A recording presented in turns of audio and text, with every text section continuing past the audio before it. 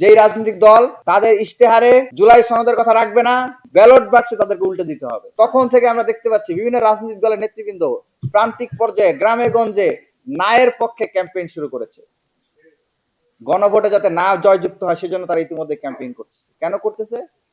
যাতে গণভোটে যদি না জয়যুক্ত হয় তাহলেই তাদের কেবলমাত্র আবার ফেসিবাদ হয়ে ওঠার সুযোগ থাকবে। এবং খুনি হাসিনা যেভাবে ক্ষমতা চর্চা করছে, এই যে সেইভাবে যে ক্ষমতা চর্চা করার আগ্রহটা, আকাঙ্ক্ষাটা, লালসাটা, সেই লালসার কারণেই তারা এই সংস্কার হতে দিচ্ছে না, এই রিফর্মটা হতে দিতে চাচ্ছে না। আর আমাদের কাছে জুলাই শহীদের রক্তে ঋণ হচ্ছে, আমাদেরকে জুলাই বিপ্লবের সাংবিধানিক স্বীকৃতি নিশ্চিত করতে হবে। পাশাপাশি জুলাই বিপ্লবের শহীদেরা যেরকম একটি রিফর্ম বাংলাদেশের স্বপ্ন দেখে শহীদ হয়েছেন, সেই রিফর্মটা নিশ্চিত করতে হবে। সুতরাং কোন রাজনৈতিক দল গণভোটে হ্যাঁ চাইলো কি চাইলো না, জুলাই সনদ চাইলো কি চাইলো না, সেটা আমাদের দেখার বিষয় নয়।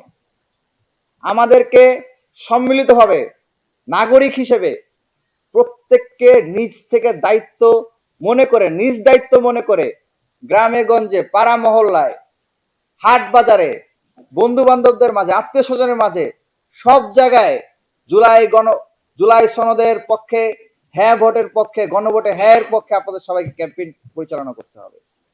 এবং একই সাথে এটাও প্রেসারাইজ করতে হবে, যেই রাজনৈতিক দল জুলাই সনদের বিরুদ্ধে কথা বলবে, যেই রাজনৈতিক দল সংস্কারের বিরুদ্ধে কথা বলবে, যেই রাজনৈতিক দল গণভোটে হ্যাঁ বিপক্ষে কথা বলবে, সেই রাজনৈতিক দলকে সম্মিলিতভাবে সেই রাজনৈতিক দলের চাহিদাকে, সেই রাজনৈতিক দলের ইশতেহারকে সম্মিলিতভাবে প্রত্যাখ্যান করতে হবে। যেই রাজনৈতিক দল তাদের ইশতেহারে জুলাই সনদের কথা রাখবে না, যেই রাজনৈতিক দল তাদের ইশতেহারে খুনি হাসিনার বিচারের কথা রাখবে না, যেই রাজনৈতিক দল তাদের ইশতেহারে জুলাই বিপ্লবের সাংবিধানিক স্বীকৃতির কথা রাখবে না, নিরাপত্তার কথা রাখবে না, তাদের সবার বিরুদ্ধে আমাদেরকে ঐক্যবদ্ধ হয়ে তাদের চাওয়াকে, তাদের ভোট চাওয়াকে আমাদের সম্মিলিতভাবে প্রত্যাখ্যান করতে হবে এবং ব্যালট বাক্সে তাদেরকে উল্টে দিতে হবে। এবং ইলেকশন ইঞ্জিনিয়ারিং এর বিরুদ্ধে দেশব্যাপী কেন্দ্রে কেন্দ্রে ঐক্যের সুদৃঢ় দুর্গ গড়ে তোলার আহ্বান জানিয়ে আমার সংক্ষিপ্ত বক্তব্য